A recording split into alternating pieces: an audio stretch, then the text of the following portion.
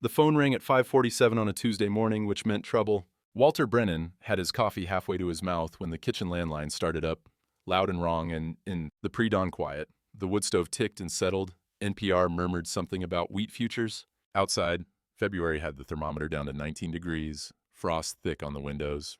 Brennan? The voice was young, nervous. Derek something or other, the new manager down at First National. Your wife is here, with a man who looks exactly like you.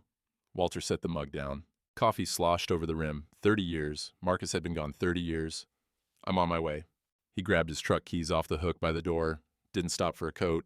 The sleet had started, and County Road 9 would be hell, but he didn't slow down. What the hell was Marcus doing back in town, and why was Carol with him? The truck fishtailed twice on County Road 9, but Walter kept his foot down. Sleet hammered the windshield. The wipers couldn't keep up. He drove in his flannel shirt, no coat, hands tight on the wheel. Marcus.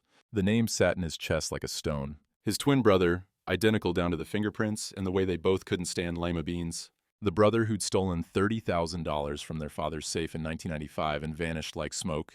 The brother their daddy died without speaking to in 1998. The will explicit, nothing to Marcus, everything to Walter. And now he was at First National with Carol, Walter's wife of 37 years. The bank parking lot had more cars than usual for a Tuesday morning.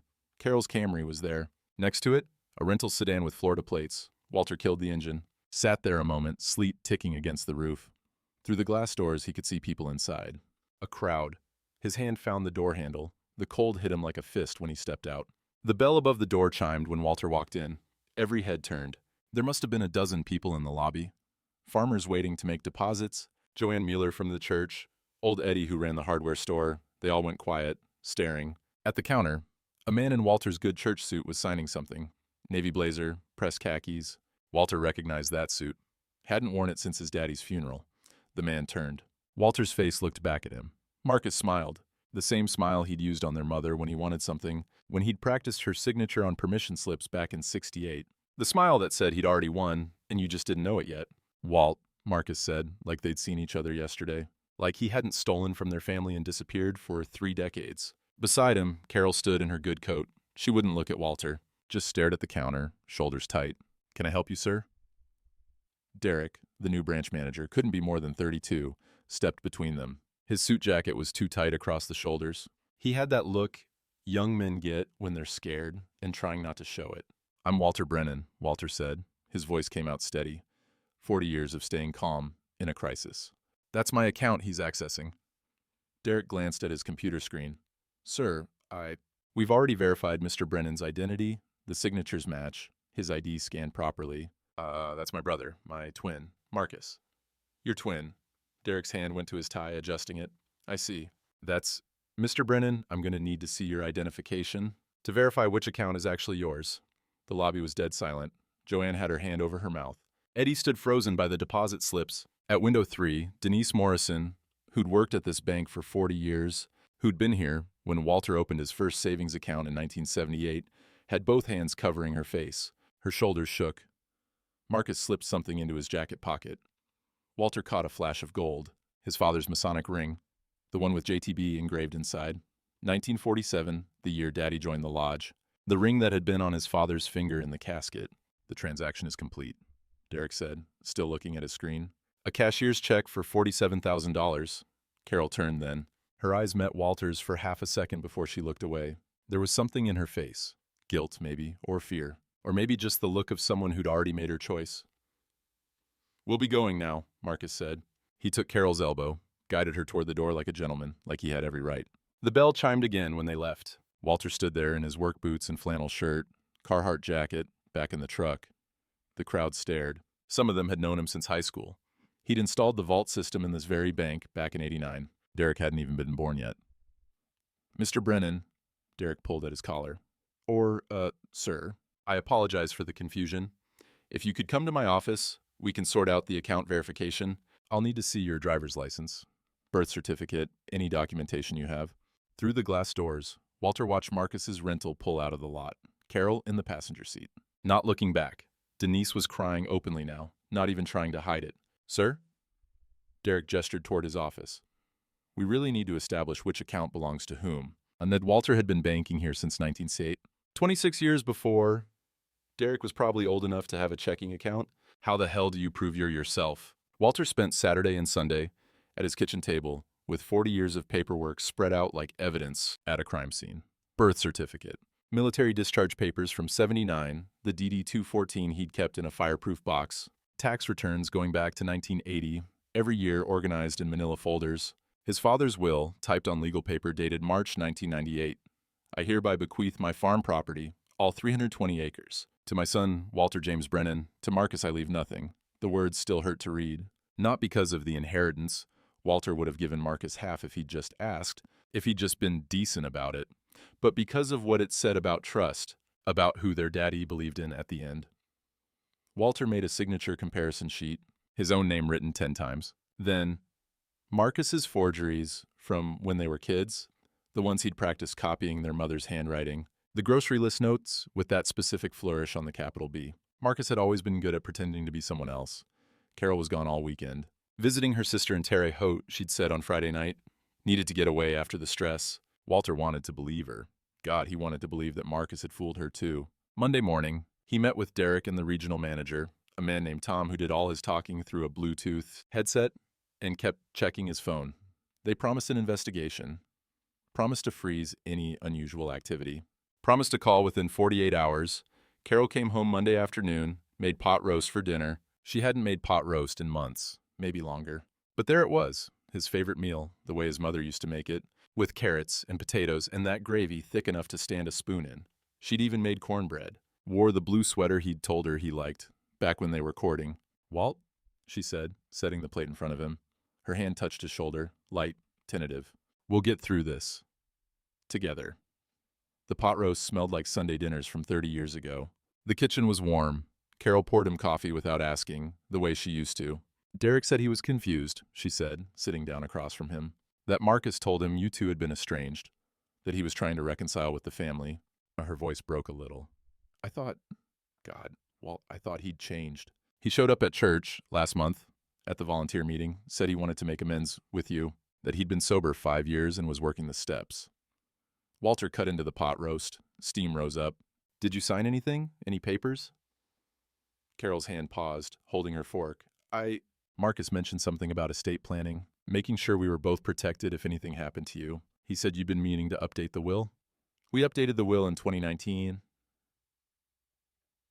She set the fork down, stood up, started clearing dishes, even though Walter had barely touched his food. "I can't remember every piece of paper I sign, Walter.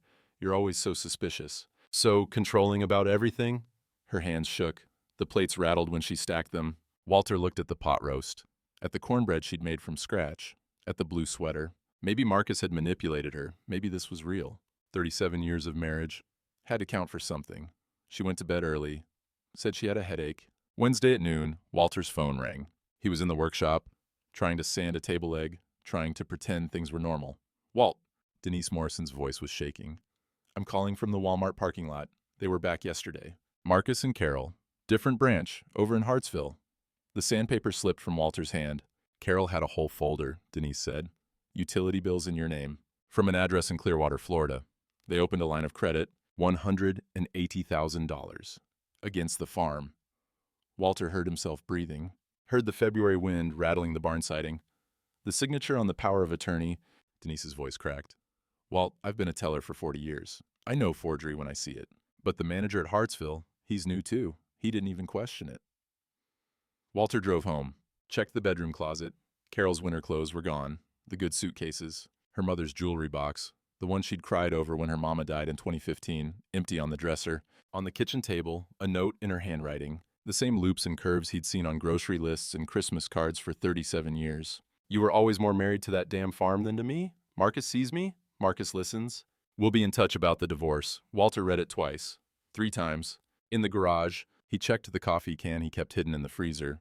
Old Depression-era habit his daddy taught him. The $1,840 was still there. His checking account was frozen, the bank letter said. Pending investigation. He tried calling Sarah, his daughter from his first marriage, the one who'd stopped returning his calls after he married Carol. 7 voicemails now. She never picked up. Tom, his son, didn't answer either. Carol's phone went straight to a disconnected message. Wednesday evening, Walter sat at the kitchen table. Carol's coffee mug was still in the cupboard. Her note was on the table, the paper creased where he'd gripped it. Somewhere in Florida, Marcus was using Walter's name to sell land that 4 generations of Brennans had bled for. And Carol, the woman who'd stood beside him in the courthouse in 1988 and promised to love and honor, was helping him do it. How do you mourn someone who's still alive but was never who you thought? Thursday morning, Walter drove to the sheriff's office. The county building smelled like burnt coffee and copy machine ink. Ray Holbrook had been sheriff for 16 years now. Before that, he and Walter had served in the National Guard together, 1975 to 85, weekend warriors who'd saved each other's ass during a training accident in 79. Ray owed him. Walt. Ray didn't get up from his desk, didn't offer coffee. I heard about the situation at the bank. Situation. Walter stayed standing. Marcus is committing fraud, Ray. Identity theft, forgery. From what I understand, it's a civil dispute. Marital issue, mostly. Ray shuffled papers on his desk. You and Carol having problems. That's between you two. Your brother being back in town complicates things, I know. But he forged my signature on a power of attorney. That's a crime. Ray finally looked up. There was something in his face. Discomfort. Maybe guilt. My nephew married Carol's daughter last year. Stephanie. You know that. Walter hadn't known that. Hadn't been invited to the wedding. This is family business, Walt. And I gotta be careful how I step into family business. Ray leaned back in his chair. Had a case back in 87. Woman claimed her husband was stealing her inheritance. I thought she was just bitter about the divorce, didn't investigate proper. Sometimes I still think about that. So investigate this one proper. I'll look into it, Ray said. But his tone said he wouldn't. Right now, it sounds like civil court territory. You need a good divorce lawyer. Walter left without another word. He tried 3 lawyers that afternoon. Called from his truck, working through the yellow pages. First one. Marital disputes are tricky, Mr. Brennan. Sounds like a he-said-she-said situation. My retainer starts at $5,000. Second one. Identity theft between family members is hard to prove. Very expensive to litigate. You'd need a forensic accountant, expert witnesses. And third one. I'd need $15,000 up front. No guarantees on outcome. Could take years. The coffee can in the freezer had $1,800. His accounts were frozen. He was living on cash, rationing groceries. Friday, Derek called with an update. The investigation is ongoing, Mr. Brennan. No timeline yet. Regional management is reviewing the security protocols. We appreciate your patience. Patience. Walter had been patient his whole life. Measure twice, cut once, do it right the first time. Trust the system to work. The system was failing him 6 ways from Sunday. Sunday morning, he went to church. 5th row, right side, same pew he'd sat in for 36 years. Carol's seat beside him was empty. The whole congregation seemed to notice. Mrs. Henderson turned all the way around to stare. Whispers rippled through the sanctuary like wind through wheat. After the service, fellowship hour, coffee in the basement. The same terrible coffee they'd been serving since 1982. Joanne Muller saw him coming and suddenly needed to be across the room. Ms. Henderson stood in a circle of women, talking loud enough for Walter to hear. Well, I heard there's 2 of them. Twins.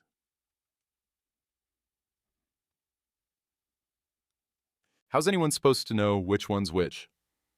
The church bulletin still listed Carol as volunteer, coordinator, her name in print right there for everyone to see. Eddie from the hardware store was the only one who approached, put a hand on Walter's shoulder. Don't know what's going on, Walt, but I know you're not a liar. Worked enough church projects with you to know that. Walter's throat was too tight to answer, just nodded. He left before they served the cake. Saturday afternoon.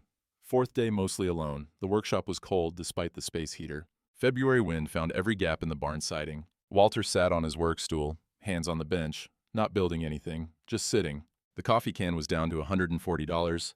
His phone hadn't rung in 2 days. The radio played between stations, static, crackling. He should turn it off, should do something. Build something. Move. Outside the window, a cardinal sang, first one he'd seen this season. Bright red against the gray sky, alone on a fence post. His father's voice in his head from the hospital bed in 98. Truth outlasts liars, son. It's patient. But how patient can a man be when he's 67 years old with maybe 20 years left, and he's spending them proving he exists? The file folders sat on the kitchen table, visible through the barn door. All that evidence, all that truth, and nobody listening. What do you build when everything you built can be taken? The sun was setting. 4th evening of isolation nearly done. Then, headlights swept across the barn wall. A car in the driveway. Walter stood up, confused. Who shows up when everyone's already gone? The barn door opened. Cold air rushed in. A woman's silhouette, backlit by headlights, carrying a cardboard box. Walt, Denise Morrison said, we need to talk. Denise set the box on Walter's kitchen table. Cardboard, the kind banks used for storing old files, labeled in her neat handwriting, duplicate records, 2009 to 2024. Coffee? Walter asked. Black, no sugar. She pulled off her gloves, fingers stiff from the cold. I've been keeping these in my basement for 15 years. Management called me paranoid. Said I was old-fashioned, resistant to going digital. Walter started the coffee pot. Outside, full dark now. Just the two of them in the kitchen, the overhead light buzzing faintly. My daughter Ashley, Denise said, opening the box. She got scammed in 2019, identity theft. They took $15,000 from her account, used her social security number, opened credit cards, the whole thing. Her hands shook slightly as she pulled out file folders. The bank, not First National, different one, they did nothing. Said they couldn't prove the charges were unauthorized. Ashley's still paying off that debt. But she spread papers across the table. Bank records, withdrawal slips, inquiry logs. I swore that day I'd never stay silent if I saw something like that again. Denise looked up at Walter. Your brother's been asking about your accounts since April 2010. And Walter's hand froze, reaching for coffee mugs. Courtesy inquiries, they're called. Someone comes in, says their family, needs to verify account information. We're supposed to log it. Most people don't. She pointed to the first page. But I did, every single time. April 2010.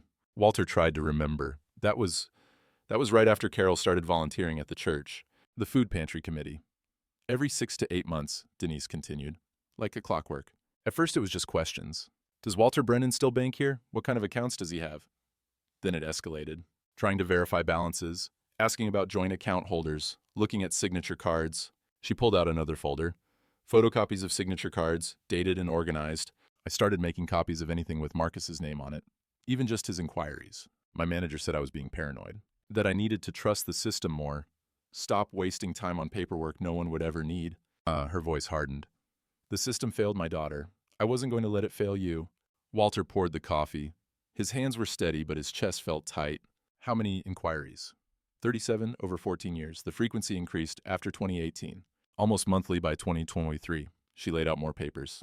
And look at these, signature cards. Walter's name, signed by someone practicing. The early ones from 2010 were crude, close, but not quite right. By 2024, they were nearly perfect. He was practicing your signature, Denise said. Progressive improvement, like someone training for a competition. The coffee pot beeped. Walter filled 2 mugs, passed one to Denise. She wrapped both hands around it, warming them. Derek ignored 17 automated fraud alerts last year, she said. The system flagged transactions as suspicious. He cleared everyone without investigation. The regional manager, Tom, he's been pushing metrics over security. I've got the emails. Tom, you have emails from Tom? Carbon copies.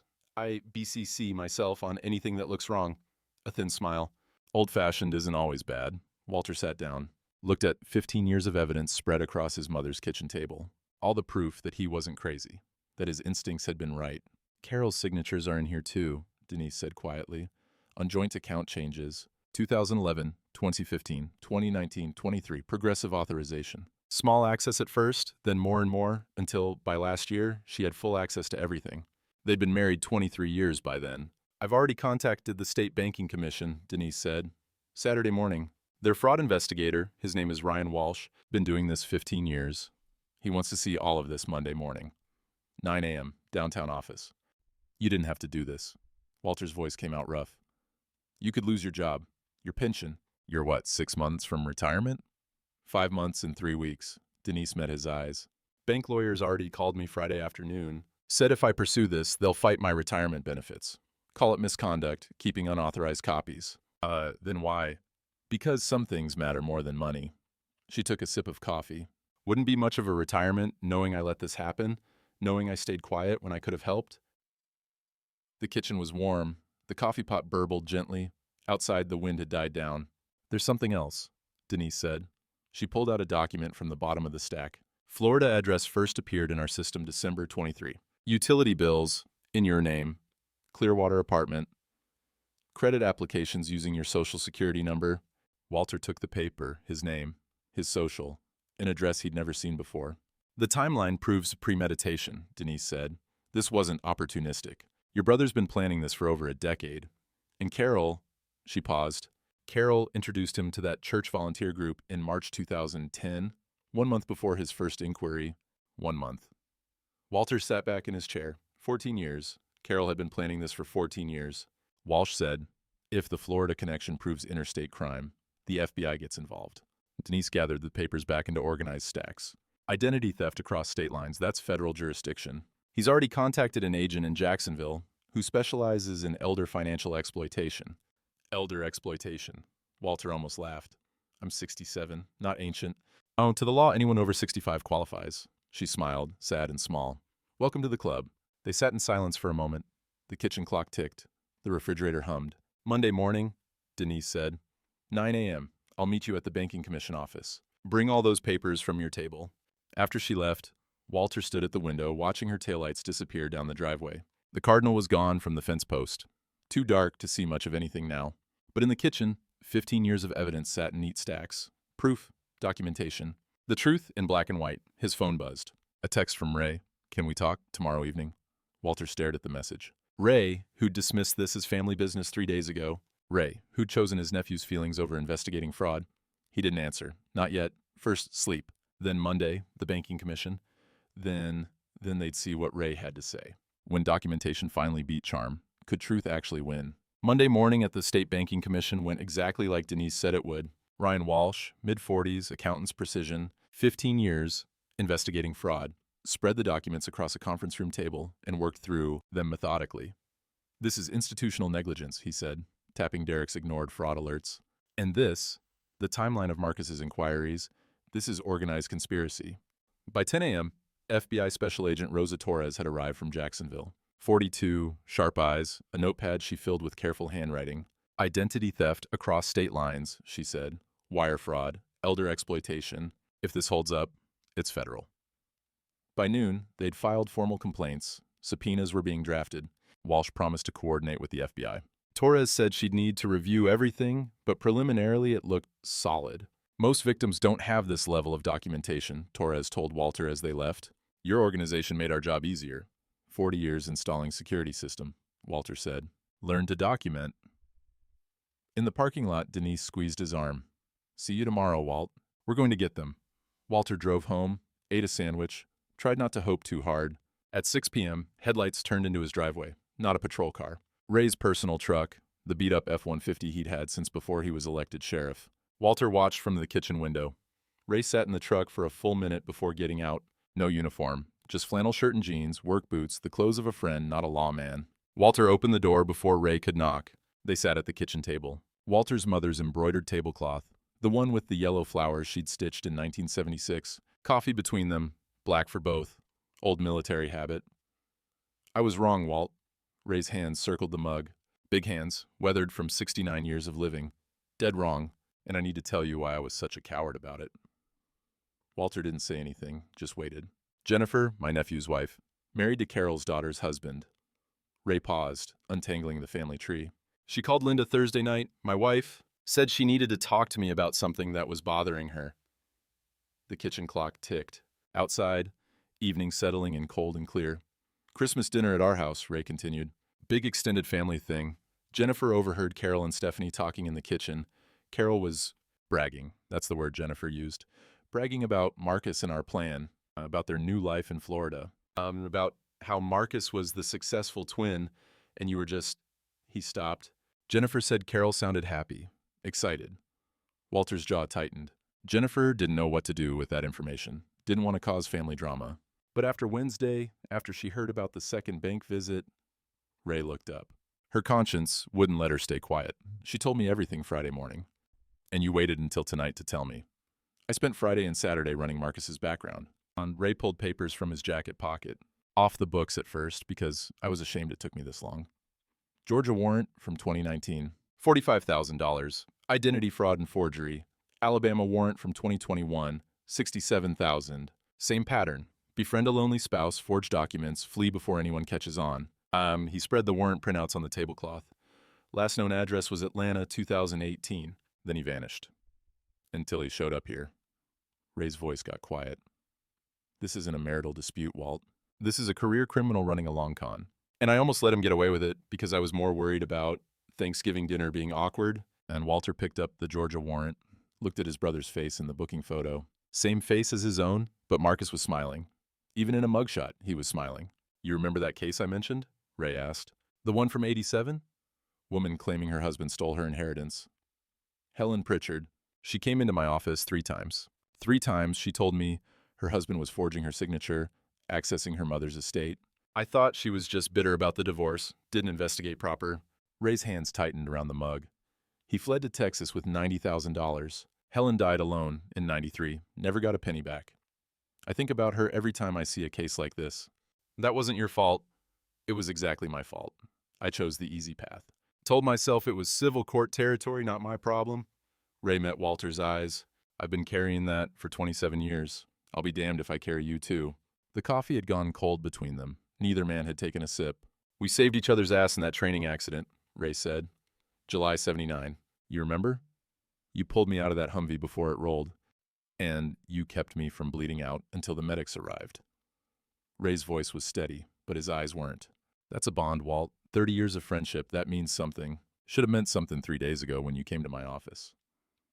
Your nephew's going to be furious. Probably. Thanksgiving might be awkward for a few years. Ray almost smiled. But I can live with awkward Thanksgivings. Can't live with being the kind of man who lets his friend get robbed because family politics are inconvenient. Walter felt something loosen in his chest, something that had been tight since Thursday. I officially reopened this as a criminal investigation this afternoon, Ray said. Called the FBI field office in Jacksonville. Talked to Agent Torres. She's good people, already working the interstate angle. He pulled out more papers. And I contacted the federal prosecutor. Harold Chen, been doing white-collar crime for 20 years. He's very interested. Federal prosecutor. Identity theft, wire fraud, conspiracy, elder exploitation. We're looking at 5 to 10 years each if convicted. Ray laid out the paperwork like evidence. I put a hold on that Florida title company sale. Criminal investigation notice. Farm sale is stopped dead until this is resolved. Walter looked at the documents, official seals, case numbers. The machinery of justice finally turning. Marcus and Carol are still in Tampa, Ray said. I've been tracking their social media. They're posting pictures at beach restaurants, shopping, spending money, your money. Arrogant. Criminals always get cocky. That's when we catch them. Ray finished his cold coffee in one swallow. Torres is coordinating with Tampa field office. They've got surveillance on the apartment. Soon as we've got the warrants signed, we move. How soon? Chen thinks by Thursday we'll have enough for arrest warrants. Friday at the latest. Ray stood up, started gathering the papers. Torres asked if you want to be present for the arrests. You don't have to answer now. Think about it. Walter walked him to the door. The night was cold and clear, stars bright like they only get in February when the air's clean and dry. I'm sorry I doubted you, Walt. Ray's hand on the doorframe. Won't happen again. I know. After Ray left, Walter sat in the dark kitchen for a long time, the coffee mug still on the table. The warrant printouts, the case files. 3 decades of friendship had won out over 1 week of family politics. The law was finally listening. The federal government was involved. Marcus and Carol were still free, still spending his money, still posting on Facebook like they'd already won. But the trap was set. The machinery was moving. When the law finally moves, can it move fast enough to catch thieves already counting their winnings? Tuesday morning, Ryan Walsh called with news about the Masonic ring. Pawn shop in Atlanta, Walsh said. April 2012. Your brother pawned a ring matching the description, 14K gold, Masonic symbols, engraved JTB, 1947. They still have the electronic records. Marcus's ID was on file. Walter was in the workshop, sanding a table leg he'd been working on for 3 weeks. His hands stilled on the wood. He got $340 for it, Walsh continued. Never came back to redeem it. The ring's long gone now, sold to a collector in 2013. But the pawn record proves he had access to your house as early as 2012. The ring he was wearing at the bank, counterfeit. Agent Torres had it analyzed after he was arrested. Cheap knockoff, probably cost $50 online. So Marcus had stolen their father's ring 12 years ago, pawned it for drinking money, probably, then bought a fake to wear like a trophy. This helps our timeline, Walsh said. Shows long-term planning, not opportunistic theft, premeditation going back over a decade. By Wednesday, the evidence was piling up like snow in a blizzard.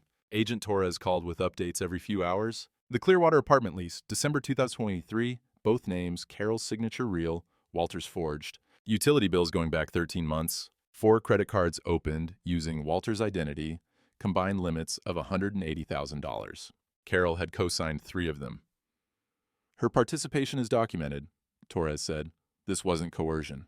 She made active choices. Wednesday afternoon, they discovered the farm sale closing.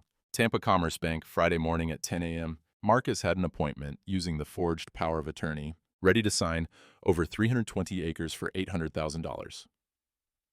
We'll get them at the bank, Torres said. Let them think they're winning right up until the handcuffs go on. Thursday afternoon, federal prosecutor Harold Chen called. Walter was outside, fixing a fence post that had been leaning since January. Warrants are signed, Chen said. Multiple counts for both defendants. Identity theft under 18 U.S.C. or 1028, wire fraud, conspiracy, forgery. We've got them cold. When? Tomorrow morning. Tampa field office is coordinating. They'll be arrested at the bank right before the transaction. Chen paused. Agent Torres asked if you wanted to be present. You have every right to witness this. Walter looked out at the farm. His father's land, the fields that had been Brennan property since 1947. The barn where his daddy had taught him to use a level, to measure twice, to do things right. No, Walter said. I've already spent enough time on them. I want to move forward, not watch them go down. That shows character, Mr. Brennan. Most victims want front row seats. After Chen hung up, Walter went back to the fence post, set it right, tamped the dirt down firm. Some things you just did because they needed doing, not because anyone was watching. Friday at 11:47 a.m., Torres called. We have them in custody, Mr. Brennan. Walter was at the kitchen table, coffee and the newspaper, trying to pretend it was a normal Friday morning. Marcus was at the desk, signing documents as Walter Brennan when our agents walked in. Carol was in the waiting area. She had your forged power of attorney in her purse. Torres's voice held satisfaction. No resistance. Both were cooperative once they realized what was happening. What did Marcus say? Asked our agents, and I quote, how did he beat me? I'm smarter than him. And a pause. Agent Rodriguez told him criminals always underestimate patience. Oh, Walter smiled despite himself. Carol cried, Torres added. Didn't say anything, wouldn't look at Marcus. And they transported them separately to federal holding. By Friday evening, the local news had the story. Eddie stopped by with a six-pack and the news on his phone. Identical twins. Identity theft. Elderly victim, the headline read. Elderly, Walter muttered. I'm 67, not decrepit. Says anyone over 65, Eddie said, grinning. You and me both, friend. Saturday, the story went regional. Sunday, it went national. CBS was interested, something about the twin angle being compelling. Reporters started calling. Walter ignored every one of them. Ray put out a statement on his behalf. Mr. Brennan appreciates the community's support and requests privacy as the legal process continues. Denise did one interview, short and sweet. Mr. Brennan's patience taught me courage. That's all anyone needs to know. Sunday afternoon, Marcus and Carol were extradited back to county jail. Federal charges would stand, but state charges were added too, faster to prosecute locally first. Both got assigned public defenders initially. Then Marcus's cousin, somebody Walter hadn't heard from in 40 years, posted bail. $250,000 each. Ankle monitors. No contact orders. Travel restricted to the county. Carol's daughter, Stephanie, refused to help. Refused to even take her mother's calls, Ray said. That marriage to Ray's nephew was already showing cracks. Monday, released on bail conditions. Tuesday, preliminary hearing scheduled. 2 p.m. at the county courthouse.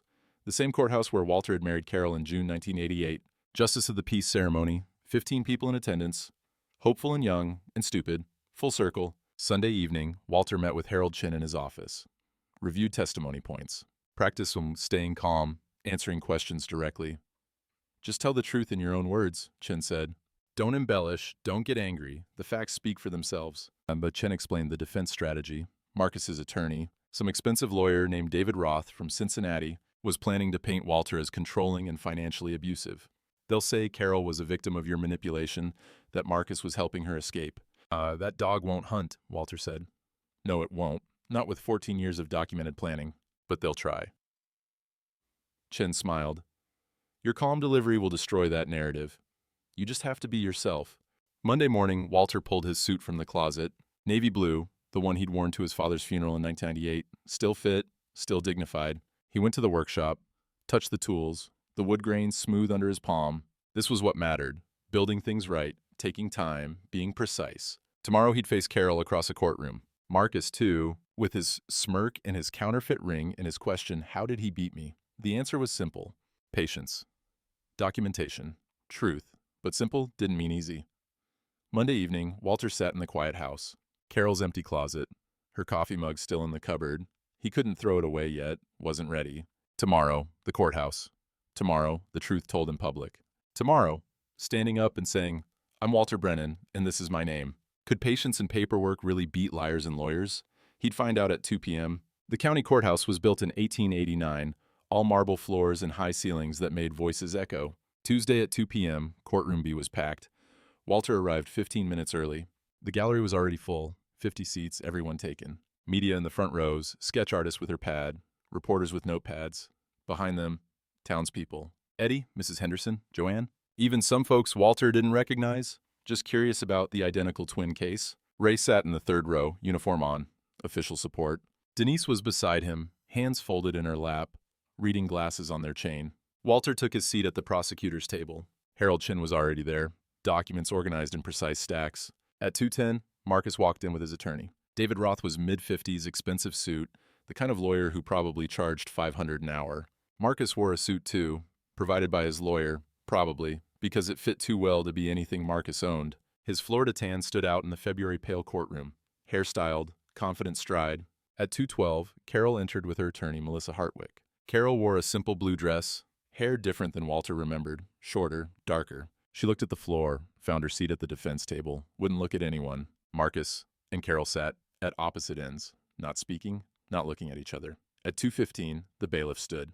All rise, the Honorable Judge Patricia Whitmore presiding. Judge Whitmore was 70 years old, third-generation county judge. She'd grown up in Millbrook, remembered when the bank still knew every customer by name. Her reputation was fair and sharp in equal measure. She took her seat, surveyed the courtroom with eyes that missed nothing. Be seated. Chin's opening was 3 minutes, methodical, factual. Your Honor, this is organized theft, identity theft, wire fraud, conspiracy spanning 14 years, not a marital dispute, organized crime. Roth's opening was 5 minutes, theatrical. Your Honor, Walter Brennan was a controlling husband, financially abusive. My client Carol sought help from his brother Marcus to escape a toxic situation. What the prosecution calls theft was actually a desperate woman trying to reclaim her own life, the gallery murmured. Judge Whitmore's gavel came down once. Silence. The people call Walter Brennan. Walter's hand rested on the Bible. His father's Bible, the one given to him in 1975 when he joined the Guard. Do you swear to tell the truth, the whole truth, and nothing but the truth, so help you God? I do. The witness stand was wood, old and solid. Walter sat, looked at Chin, didn't look at Marcus or Carol. Mr. Brennan, please tell the court about your career. Installed bank security systems for 40 years, started in 1978, retired in 2018. Vault systems mostly.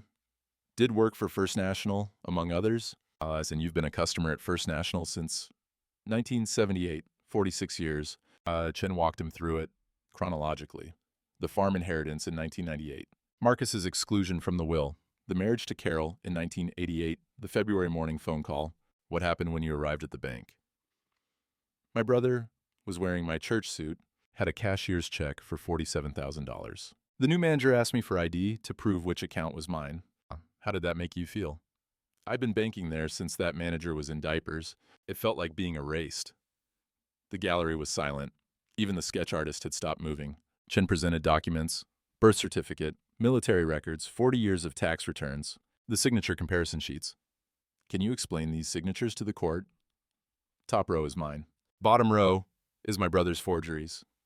He practiced copying our mother's signature when we were kids. Used to forge permission slips, same technique, just refined over time. Roth stood for cross-examination, circled like a shark.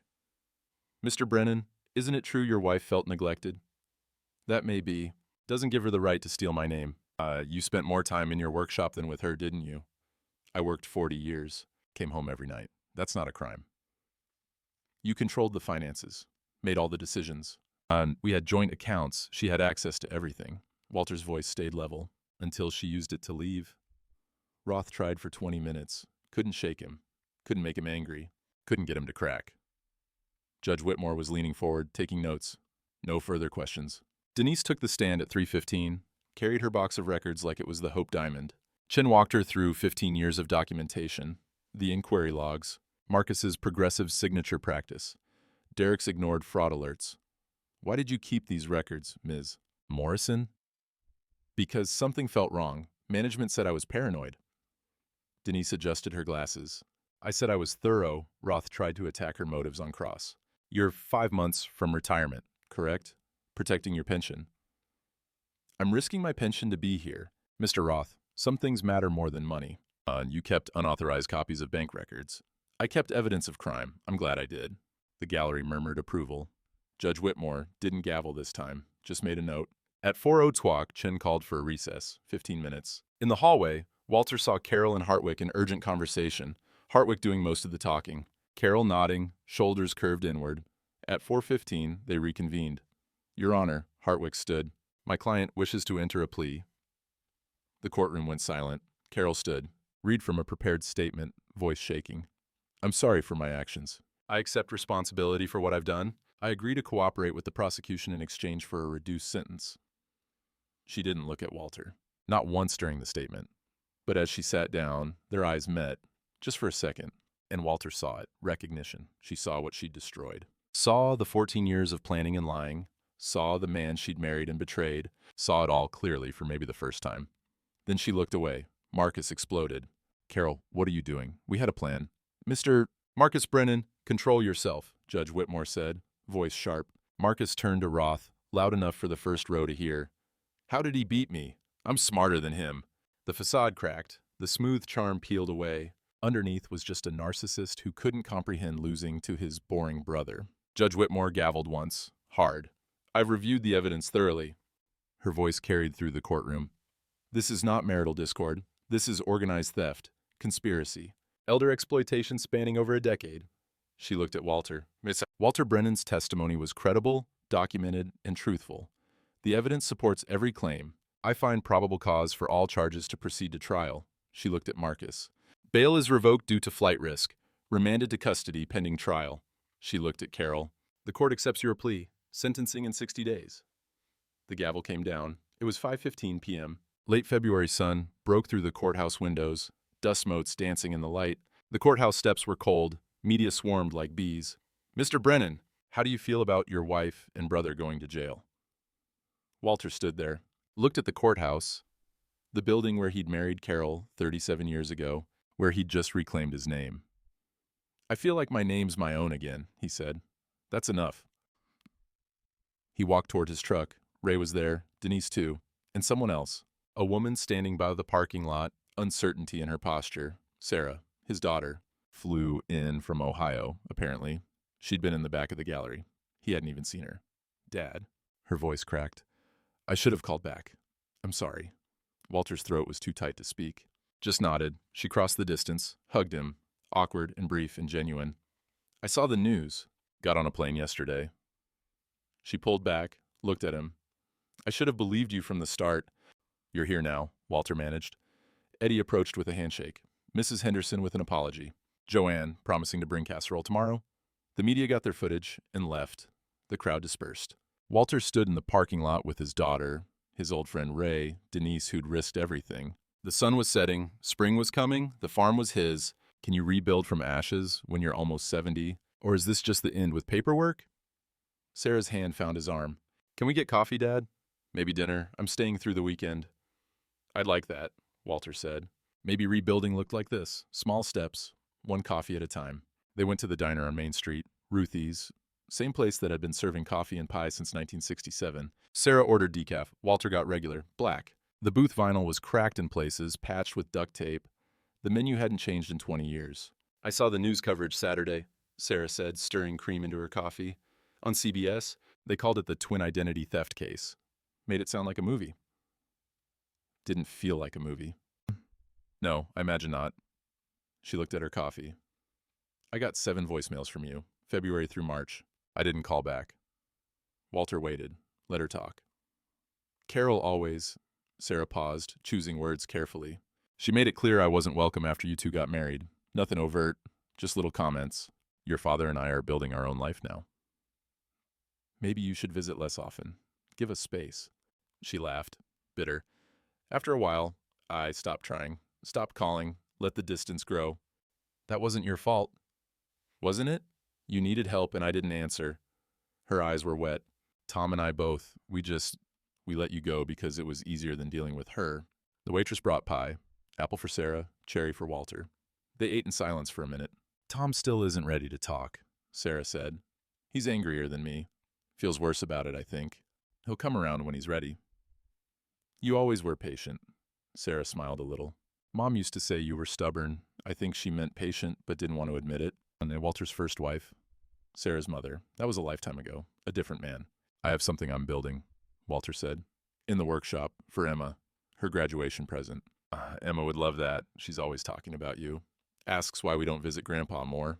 Sarah's voice broke. I didn't have a good answer. Well, bring her out. Maybe, before graduation. Really? Got a guest room sitting empty. Your old room, actually. Still has that quilt your grandmother made. Sarah reached across the table, squeezed his hand. I'd like that, Dad. I'd really like that. They talked until the diner closed at 9, made plans for the next day, breakfast, then Sarah would drive back to Ohio. She had to work Monday. But I'll come back in May, she promised. With the kids, Emma and Jacob. They should know their grandfather. Walter drove home alone. The house was dark. Carol's absence was everywhere. The empty closet, her coffee mug still in the cupboard, the spot where her rocking chair used to sit by the window. But it felt different now. Less like abandonment, more like space. Space to breathe, space to heal. March came in with a thaw, temperature climbing above freezing for the first time in weeks.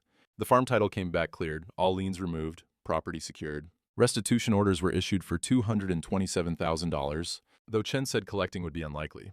They'll be broke by the time they get out, Chen told Walter over the phone. But the orders stand. If they ever get money, you're first in line. Marcus's trial was set for April. 4 days in court. Carol testified against him. Hartwick made sure of that, part of the plea deal. The jury came back in 3 hours, guilty on all counts, sentencing 8 years federal prison. After that, Georgia and Alabama had warrants waiting. Walter didn't attend the trial, didn't need to. Chen called with updates, but Walter was already moving forward. Carol's sentencing came in late April. 3 years supervised probation, 1,000 hours of community service, 50,000 in restitution, and mandatory counseling. Hartwick called to let Walter know Carol wanted him to know she was sorry. I heard her in court, Walter said. That's enough. He didn't go to her sentencing either. The workshop became his refuge again, not hiding, healing. He finished the table he'd been sanding in February, started a bookshelf for Sarah's house, and the hope chest. Cherry wood, dovetail joints, brass hinges polished until they shone, cedar lining fitted with precision. He worked on it every afternoon, measuring twice, cutting once, doing it right. Inside the lid, he carved a message. For Emma, build your life with care, measure twice. Love, Grandpa, 2024. Denise started coming by Tuesdays for lunch. She'd bring sandwiches from the diner, they'd eat in the workshop, talk about books and grandkids and town gossip, never about the trial. That was behind them. She got promoted at the bank. Branch security consultant. Turns out paranoia pays, she joked. Thoroughness, Walter corrected. There's a difference. Ray came by Thursday mornings for coffee. They'd sit at the kitchen table, talk about National Guard days, plan a fishing trip for summer. Ray's nephew's situation was improving, slowly. They'd nodded to each other at the hardware store last week. Not friends yet, but civil. Thanksgiving might not be awkward after all, Ray said. Give it another year. And you did the right thing, Walter told him. That's what matters. Church was easier now. Fourth Sunday in April, Walter sat in his usual pew. Eddie saved him a seat. Mrs. Henderson apologized formally after the service. We should have known better, Walter. We should have believed you. Joanne brought a casserole Tuesday afternoon. Just because, she said, and because I'm sorry I looked away when you needed friends. The town remembered. The town forgave. Small-town memory was long, but small-town grace was real too. Late April, the hope chest was finished. Walter ran his hand over the smooth cherry wood, checked the brass hinges one more time. Perfect. He wrapped it in canvas, tied it with twine, set it in the corner of the workshop. Saturday morning, his phone rang. Sarah. We're coming May 2nd, she said. Emma's so excited she can barely sleep. Jacob keeps asking if you'll teach him woodworking. Tell him to bring work gloves. Got plenty of projects waiting. Dad? Sarah's voice went soft. Thank you for not giving up on us. On me. You're my daughter. That doesn't change. After they hung up, Walter stood in the workshop. Spring sunlight slanting through the windows. Cardinals nesting in the barn eaves. He could hear them singing, building their home. The farm was secure. His name was his own. The people who'd stolen from him were facing consequences. The daughter who'd been lost was coming home, bringing his grandkids. Not everything was fixed. Tom still hadn't called. Carol's coffee mug was still in the cupboard because Walter couldn't bring himself to throw it away. The house was quiet in ways it had never been quiet before, but quiet wasn't the same as lonely. Not anymore? Quiet was space to breathe, space to build, space to heal. He looked at the hope chest, wrapped and ready. Looked at the tools on the wall, his father's level, his own handsaw, everything maintained and organized and ready for the next project. Some things you just got back to being yourself and trusted the rest to sort itself out in time. May was coming, Sarah was coming, the grandkids were coming. That was enough. That was everything. May 1st arrived with temperatures in the 60s and the smell of fresh-cut grass. Walter spent the morning preparing, guest bedrooms cleaned, fresh sheets on the beds. The room that used to be Sarah's still had her grandmother's quilt, blue and white squares stitched in 1983. Carol's old room was a guest room now. Walter had cleared out her things in March, donated most of it, kept a few photos for Sarah. The space felt different without her presence. Better, somehow. Like a house that could breathe again. He stocked the pantry. Sarah had mentioned Emma was trying vegetarian, so he got ingredients for salads and pasta. Jacob ate anything, apparently, but preferred his grandmother's chocolate chip cookies. Walter's mother's recipe was in the kitchen drawer, written in her handwriting on a grease-stained index card. The farm looked good. Fences repaired, fields mowed. The barn door, that had been sticking all winter, finally planed down and rehung. Spring work, the kind that marked seasons changing and life continuing. In the workshop, Walter unwrapped the hope chest one more time, ran his hand over the smooth cherry wood. The brass hinges caught the afternoon light. The cedar lining smelled fresh and clean. Inside the lid, his carved message, for Emma, build your life with care, measure twice. Love, Grandpa, 2024. He wrapped it again, set it in the corner, ready. Denise stopped by with a pie. For tomorrow's dinner, she said. Apple, Emma's favorite according to Sarah. No, how'd you know that? Called her last week. Wanted to make sure I was bringing the right thing. Denise smiled. You look peaceful, Walt. Really peaceful. Getting there, Walter said. Takes time. That it does. Ray came by that evening, stood on the porch with coffee, watching the sunset. Big day tomorrow, Ray said. Feels like it. You nervous? Walter considered. Little bit. Been a long time since I had family in this house. Since it felt like family anyway. They're lucky to have you. I'm lucky they're giving me another chance. They stood in comfortable silence, crickets starting up in the grass, the first fireflies of the season blinking near the tree line. Nephew and I had lunch yesterday, Ray said. First time since the trial. It was awkward as hell, but we managed. That's progress. Small steps. Ray finished his coffee. That's all any of us can do. Small steps forward. May 2nd, 2 p.m., Sarah's Honda pulled into the driveway. Walter was on the porch. Had been there since 1:30, pretending to read the newspaper, checking his watch every 5 minutes like a kid, waiting for Christmas. Emma got out first. 17, tall, confident, her mother's eyes and her grandmother's smile. She wore jeans and a college sweatshirt, Ohio State, where she'd be going in the fall. Jacob came next. 14, quieter, looking around the farm with open curiosity. Sarah last, slower, watching Walter's face. Hi, Dad. Hi, sweetheart. Emma crossed the yard first. Grandpa. She hugged him, strong and sure. Mom showed me pictures, but you're taller than I remembered. You were 6 last time I saw you. Everyone's taller than a 6-year-old. Jacob shook his hand, formal and polite. Nice to meet you, sir. And Walter's fine. Or Grandpa, if you want. He gestured to the farm. Want a tour? They walked the property. Walter showed them the fields, explained the crop rotation his father had started in 1952, showed them the tree line, planted in 1960, oak and maple, now 64 years old and strong. Jacob had questions about everything. How deep were the wells? What kind of soil? How many acres exactly? Emma was quieter, taking it in, touched the barnwood, ran her hand along the fence rails. This is what Mom grew up around? She asked. Some of it. She lived in town mostly, but she spent summers here, helped with hay season. I don't remember that. She never talks about it. And sometimes people forget good things when they're angry, Walter said. Doesn't mean the good things didn't happen. The workshop was last. Walter let them explore. Jacob went straight to the tools, asking about the table saw, the drill press, the hand planes organized by size. Emma found the hope chest in the corner. What's this? Your graduation present. Walter unwrapped the canvas. Wasn't sure I'd get to give it to you in person. Glad I can. She touched the cherry wood. Opened the lid. Saw the carved message. Read it twice. Grandpa, her voice cracked. This is... You made this for me. For college. Somewhere to keep what matters. Letters from home. Pictures. Things that are important. Cedar keeps everything fresh. Smell stays good. Emma traced the carved words with her finger. Build your life with care. Measure twice. I'll keep it forever, she said, tears running down her face now. I promise. Forever. Sarah was in the doorway, watching, crying too. Walter's throat was tight. Just nodded. Dinner was at 6. Sarah cooked. Her mother's pot roast recipe, ironically, but nobody mentioned that. Denise came with her pie. Ray brought coffee cake from the bakery. The table was full for the first time in months, maybe years. They told stories. Ray talked about Walter in the National Guard, young and stubborn. Denise told about the time Walter fixed the bank's vault door when the professional service couldn't, figured it out in 20 minutes with a level and patience. Emma asked about the farm's history. Walter pulled out the photo albums, pictures of his father on a tractor in 1960, his mother in the garden, the barn raising in 1965. Jacob asked if he could learn woodworking this summer. Got plenty of projects, Walter said. Can start with a birdhouse. Work up to bigger things. You free in July? I can be. Then it's a plan. After dinner, they sat on the porch. May evening, warm and clear. Cardinals singing in the trees. The farm stretching out in the twilight, peaceful and green. Emma sat next to Walter on the porch swing. Didn't say anything. Just sat there, close. Sarah caught his eye. Mouthed, thank you. Walter nodded.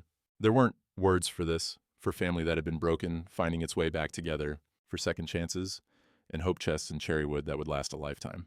May 3rd, morning, breakfast together, then loading the car. Emma's hope chest carefully wrapped in blankets in the trunk. We'll be back in June, Sarah said, for graduation, if that's okay. More than okay. And July, Jacob added, for the woodworking. I'll have materials ready. Emma hugged him last, held on longer than the others. I love you, Grandpa. Walter's voice failed. Just held her, let go when she pulled back. He watched them drive away. Stood in the driveway until the car disappeared down County Road 9. The house was quiet when he went back inside. But it was a different quiet now, not empty, just peaceful. Mid-May, the routine settled in. Coffee at 5:30, NPR on the radio, workshop by 7, Denise on Tuesdays, Ray on Thursdays. Church on Sundays, 5th row right, Eddie saving him a seat. The bank sent a formal apology letter, corporate letterhead, legal language, basically admitting they'd screwed up. Walter framed it, hung it in the workshop as a reminder that institutions were only as good as the people running them. Derek had been reassigned to a branch in Indianapolis. Tom, the regional manager, was fired. Denise's promotion was working. She was changing the culture, one training session at a time. Carol's divorce papers arrived in the mail. Walter signed them without reading. Sent them back the same day. Her belongings were still in boxes in the garage. Someday he'd deal with them. Not yet. Her coffee mug was still in the cupboard. Maybe it would stay there. Maybe not. Some decisions didn't need to be rushed. Tom, his son, sent a text message. Short, saw the news. Glad you're okay, Dad. Walter replied. Thanks, his son. Doors open when you're ready. Small steps. That's all anyone could ask. Late May afternoon, Walter in the workshop, building the bookshelf for Sarah's house. Oak this time, sturdy and practical. The radio played low, NPR doing a story about farming subsidies. The spring sun came through the windows, warming the sawdust-scented air. His hands moved steady on the wood plane. Smooth, rhythmic strokes, shavings curling up thin and perfect. Outside, the cardinals were nesting in the barn eaves. A new generation being raised in the same place generations before had been raised. The farm was his. The name was his, the legacy was secure. Sarah was coming back in June. Emma would have her hope chest at college in August. Jacob would learn to use a chisel and square in July. Walter Brennan knew who he was again. That was enough. That was everything. There are things you learn about yourself when everything gets stripped away. Walter learned he was patient, not because he was calm by nature, but because patience was the only tool that worked when charm and lies had all the advantages. He learned that your name isn't what's written on bank accounts or property deeds. It's what you know about yourself when you're alone in a workshop at 3 a.m, hands on cold wood, wondering if truth matters when nobody's listening. Turns out it does. Truth is patient. It outlasts performance every time. Identity isn't what other people believe about you. It's what you do when no one's watching, how you treat the tools, how you measure the wood, how you keep your promises to yourself. Marcus never understood that. He thought being smarter meant he'd win. But intelligence without character is just a sharp knife with no handle. Cuts everything it touches, including the person holding it. Walter learned about loneliness too. Real loneliness isn't being alone. It's being in a room full of people who don't believe you. It's watching institutions fail, watching friends choose comfort over courage, watching a marriage dissolve like sugar in hot coffee. But he learned the other side of that coin. The people who showed up when everyone else left. Denise risking her pension, Ray choosing justice over family peace, Sarah flying in from Ohio, those were the people who mattered. Not the crowd, the few. Some things rebuild slower than they break. Trust takes years to build and seconds to shatter, but that doesn't mean you stop building. Sarah was proof of that. So was the hope chest sitting in Emma's dorm room, holding her important things: a grandfather's love, carved in cherry wood. The farm would stay Brennan land. 4 generations of sweat in that soil, and it would keep going. Not because Walter fought for it, though he did, but because some legacies are bigger than the people trying to steal them. Early June morning. Walter sat on the porch with his coffee, watching the sun come up over the east field. Steam rising from the mug, curling in the cool air. The Cardinals were singing the same song they'd sung for 67 springs before this one, the same song they'd sing long after Walter was gone. Denise was coming by for lunch. Ray for coffee, Thursday, Sarah next weekend for Emma's graduation. The workshop waited, patient as always. The bookshelf for Sarah was nearly done. After that, maybe a toy chest for Jacob. Something simple, something built right. Walter's hands were steady on the coffee mug, calloused from 67 years of living, building, fixing, holding on. His father's hands had looked the same at this age. His grandfather's too, probably. Some things pass down. Not just land or money or names. The way you hold a level. The way you check your work. The way you measure twice because doing it right matters more than doing it fast. Marcus was in federal prison. Carol was on probation. The people who'd tried to erase him were facing consequences. But Walter wasn't thinking about them anymore. He was thinking about the Cardinals song, the coffee's warmth, the way morning light hit the barn at just the right angle, the sound of tires on gravel when family came home. The hope chest had made it to Ohio State safely. Emma sent a picture, sitting in her dorm room, lid open, already filling it with memories. Build your life with care. Measure twice. Simple wisdom. The kind you learn from wood and time and patient hands. Walter finished his coffee, set the mug down, stood up, joints creaking, age reminding him he wasn't young, but he was himself. Walter James Brennan. Name secure, legacy passing on, truth proven. The workshop door was open, the tools waited, time to build.